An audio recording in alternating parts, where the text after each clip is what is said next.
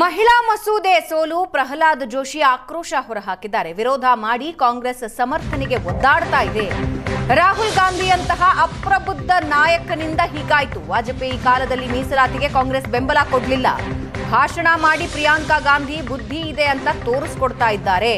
ಹೊಸ ಜನಗಣತಿ ಮೇಲೆ ಮಾಡಿದ್ರೆ ಕ್ಷೇತ್ರ ಕಡಿಮೆಯಾಗುತ್ತೆ ಅಂದಿದ್ದಾರೆ. ಕಾಂಗ್ರೆಸ್ ಪಾರ್ಟಿ ನಿನ್ನೆ ಮಹಿಳಾ ಮೀಸಲಾತಿಯನ್ನು ವಿರೋಧ ಮಾಡಿ ಇವತ್ತು ಮತ್ತು ನಿನ್ನೆ ರಾತ್ರಿಯಿಂದ ಸದನದಲ್ಲಿಯೂ ಸಹಿತ ಅದನ್ನು ಸಮರ್ಥನೆ ಮಾಡಿಕೊಳ್ಳಿಕ್ಕೆ ಭಾಳ ಪರದಾಡ್ತಾ ಇದ್ದಾರೆ, ಒದ್ದಾಡ್ತಾ ಇದ್ದಾರೆ. ಅನೇಕ ಎಂಪಿಗಳಿಗೆ, ಕಾಂಗ್ರೆಸ್ ಎಂಪಿಗಳಿಗೆ ಗೊತ್ತಿತ್ತು ಇದನ್ನು ವಿರೋಧ ಮಾಡಬಾರದು ಅಂಥೇಳಿ. ಆದರೆ ನೇತೃತ್ವ, ವಿಶೇಷವಾಗಿ ಕಾಂಗ್ರೆಸ್ಸಿನಲ್ಲಿ ರಾಹುಲ್ ಗಾಂಧಿ ಅಂತ ಒಬ್ಬ ಅಪ್ರಬುದ್ಧ ಮತ್ತು ಗಂಭೀರತೆ ಇಲ್ಲದಂಥ ಪಾರ್ಟ್ ಟೈಮ್ ರಾಜಕಾರಣಿಯ ಒಂದು ಬೇಜವಾಬ್ದಾರಿಯಿಂದ ಈ ಸಮಸ್ಯೆ ಮಾಡಿಕೊಂಡಿದ್ದಾರೆ. ಕಾಂಗ್ರೆಸ್ ಪಾರ್ಟಿ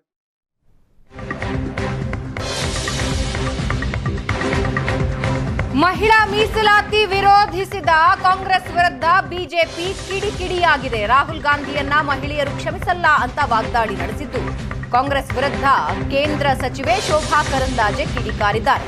ಮೀಸಲಾತಿ ವಾಪಸ್ ಆಗತ್ತೆ ಅಂತ ಮಹಿಳೆಯರು ನಿರೀಕ್ಷೆ ಮಾಡಿದ್ರು. ಮುಂದೆ ಮಹಿಳಾ ಮೀಸಲಾತಿ ಕ್ಷೇತ್ರ ವಿಂಗಡಣೆ ಬಿಲ್ ಬರಲಿದೆ. ಬೇರೆ ಬೇರೆ ಕಾರಣ ಇಟ್ಕೊಂಡು ವಿಪಕ್ಷಗಳು ಸೋಲಿಸಿವೆ ಅಂತ ಕಿಡಿಕಾರಿದ್ದಾರೆ. ನಿರೀಕ್ಷಿತ ನಾರಿ ಶಕ್ತಿ ವಂದನಾ ಅಧಿನಿಯಮ, ಮಹಿಳಾ ಮೀಸಲಾತಿ ವಿಧೇಯಕ ನಿನ್ನೆ ಫೇಲ್ ಆಗಿದೆ. ದೇಶದ ಎಲ್ಲ ರಾಜಕೀಯ ಪಕ್ಷಗಳ ಮಹಿಳಾ ಕಾರ್ಯಕರ್ತೆಯರ ಅಪೇಕ್ಷೆ ಇತ್ತು. ಮಹಿಳಾ ವಿಧೇಯಕ ಪಾಸ್ ಆಗಬೇಕು ಅನ್ನುವಂತ ಅಪೇಕ್ಷೆಯನ್ನ ಎಲ್ಲರೂ ವ್ಯಕ್ತ ಮಾಡಿದ್ರು. ಬೇರೆ ಬೇರೆ ರಾಜಕೀಯ ಪಕ್ಷದ ಕಾರ್ಯಕರ್ತರು ನಮ್ಮ ಹತ್ರ ಕೇಳ್ತಾ ಇದ್ರು, ಪಾಸ್ ಆಗತ್ತಾ? ನಮಗೊಂದು ಆಸೆ ಇತ್ತು, ಹೆಚ್ಚು ಸೀಟುಗಳು ಆಗ್ಬೇಕು, ಪುರುಷರಿಗೂ ಅನ್ಯಾಯ ಆಗಬಾರದು, ಮಹಿಳೆಯರಿಗೂ ಮೀಸಲಾತಿ ಸಿಗಬೇಕು, ಇದು ನಮ್ಮ ಅಪೇಕ್ಷೆ ಇತ್ತು. ದೊಡ್ಡ ಸಂಖ್ಯೆಯ ಮಹಿಳೆಯರು ವಿಧಾನಸಭೆಗಳಿಗೆ ಬರಬೇಕು, ಲೋಕಸಭೆಗೆ ಬರಬೇಕು. ಮಹಿಳೆ ಇವತ್ತು ಕೇವಲ ಅಡಿಗೆ ಮನೆಗೆ ಉಳ್ಕೊಂಡಿಲ್ಲ, ಸಮಾಜದ ಎಲ್ಲ ಸ್ತರಗಳಲ್ಲಿ, ಉದ್ಯೋಗದ ಎಲ್ಲ ಸ್ತರಗಳಲ್ಲಿ ಕೂಡ ಮಹಿಳೆ ಬಹಳ ಎತ್ತರದ ಜಾಗದಲ್ಲಿ ಇದ್ದಾಳೆ. ಅವರೆಲ್ಲರ ಧ್ವನಿಯಾಗಿ ಅವರವರ ಕ್ಷೇತ್ರದಲ್ಲಿ ಅವರು ಬರಬೇಕು ಅನ್ನುವಂತ ಅಪೇಕ್ಷೆ ಎಲ್ಲ ಮಹಿಳೆಯರಿಗೂ ಇತ್ತು. ಬೇರೆ ಬೇರೆ ಕಾರಣಗಳನ್ನ ಇಟ್ಕೊಂಡು ಇವತ್ತು ಇಂಡಿಯಾ ಅಲಯನ್ಸ್ ಇದನ್ನ ಸೋಲುವಾಗೆ ಮಾಡಿದೆ. 2/3 ಮೆಜಾರಿಟಿ ಈ ಬಿಲ್ಗೆ ಸಿಗ್ಲಿಲ್ಲ. ಇಡೀ ದೇಶದ ಮಹಿಳೆಯರು ಏನು ನಿನ್ನೆ ಟಿವಿ ಮುಂದೆ ಕಾಯ್ತಾ ಇದ್ರು, ಎಲ್ಲರಿಗೂ ನಿರಾಶೆ ಆಗಿದೆ, ನಮ್ಮೆಲ್ಲರಿಗೂ ದುಃಖ.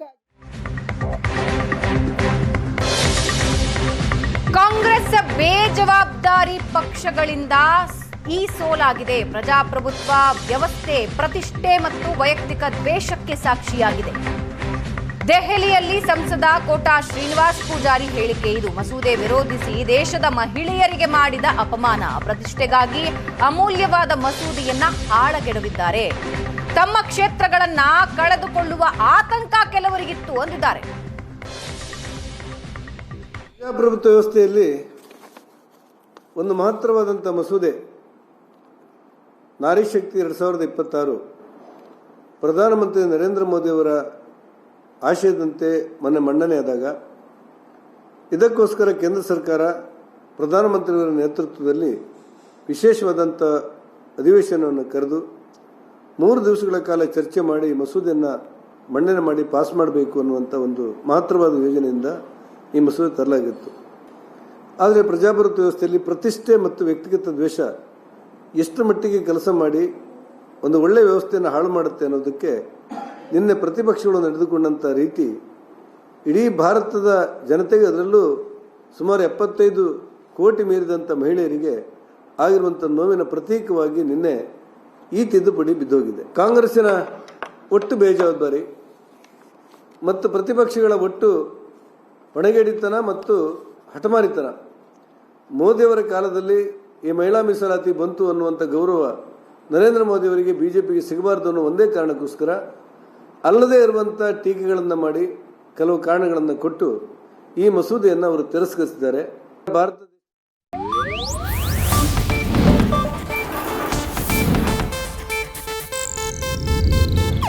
ಇದು ಏಷ್ಯಾನೆಟ್ ನ್ಯೂಸ್ ನೆಟ್ವರ್ಕ್ ಪ್ರಸ್ತುತಿ.